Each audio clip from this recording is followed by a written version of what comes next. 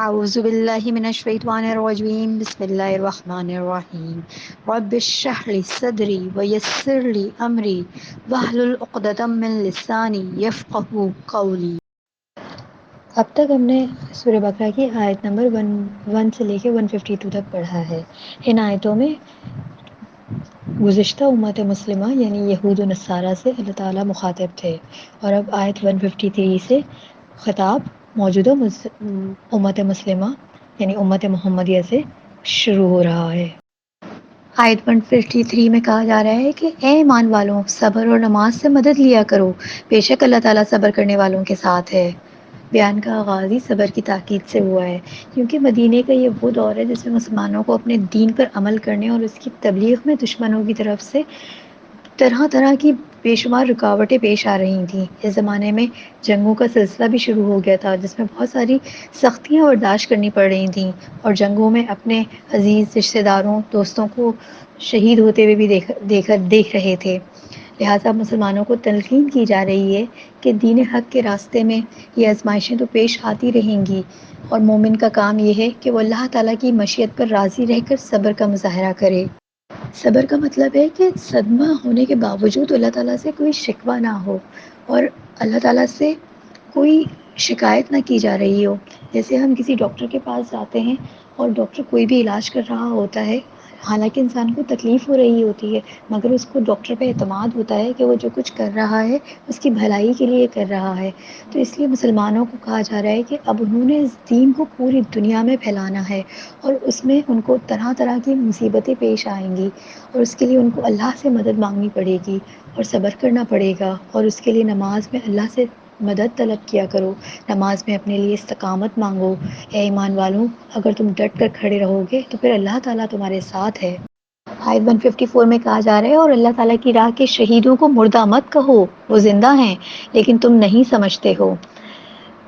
شکر کے اس بعد صبر کا بیان ہو رہا ہے، اور ساتھ ہی نماز کا ذکر آ رہا ہے۔ یہ دونوں بڑے بڑے کام نیکی کے کام ہیں جن کے ذریعے نجات ملتی ہے، اور ساتھ ہی دوسرا بڑا حکم جہاد کا ہے۔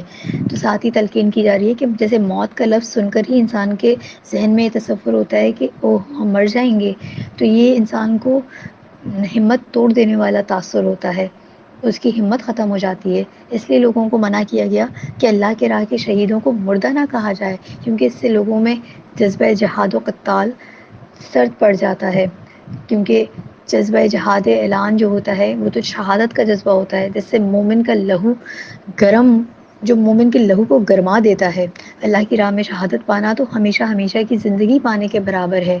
وہ زندگی بھی، اور وہ زندگی جو کہ اپنے خالق حقیقی، اپنے مالک حقیقی کے پاس اس کی بنائی ہوئی عظیم الشان جنتوں میں ہو۔ اللہ سے دعا ہے کہ اے رب العالمین، تو مجھے اور میری آل کو اور میرے سامعین کو شہادت کی موت نصیب عطا فرما، آمین یا رب العالمین۔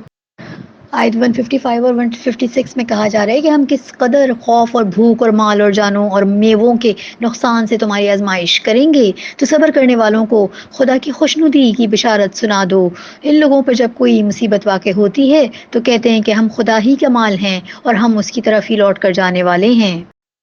مسلمانوں کو سب سے پہلا حکم نماز قائم کرنے کا اور مدد مانگنے کا دیا گیا، اور دوسرا عملی حکم قتال کا دیا گیا، یعنی اپنی جانیں اللہ کی راہ میں قربان کرنے کے لیے تیار ہو جاؤ۔ جو اللہ کی راہ میں مارے جائیں وہ مردہ نہیں ہیں، وہ زندہ ہیں، ان کو براہ راست جنت میں داخلہ ملتا ہے اور رب کے حضور میں رہتے ہیں۔ اور اللہ کی راہ پھولوں کی راہ نہیں، یہ تو کانٹوں کی سیج ہے۔ نفس پہ قابو پانا پڑے گا، مال بھی دینا پڑے گا اور جان بھی دینی پڑے گی۔ آزمائش ہوگی خوف سے، بھوک سے، جان سے اور پھلوں میں کمی کر کر۔ اور پھر اس حقیقت کا اظہار کیا گیا ہے کہ چونکہ ہم سب اللہ تعالیٰ کی ہی ملکیت ہیں، اس لیے ہمارے بارے میں ہر فیصلہ کرنے کا اختیار صرف اور صرف اللہ تعالیٰ ہی کا ہے، اور چونکہ ہم اسی کے ہیں تو کوئی بھی اپنی چیز کے لیے برا نہیں چاہتا ہے، یعنی اللہ کی مخلوق ہیں ہم، تو اللہ اپنی مخلوق کا کبھی برا نہیں چاہتا، اس لیے ہمارے بارے میں اس کا ہر فیصلہ خود ہماری مصلحت میں ہی ہوگا، چاہے ہمیں اس مصلحت سمجھ میں آئے یا نہ آئے۔ اور ایک نہ ایک دن تو ہمیں بھی اللہ تعالیٰ کے پاس چل ہی جانا ہے،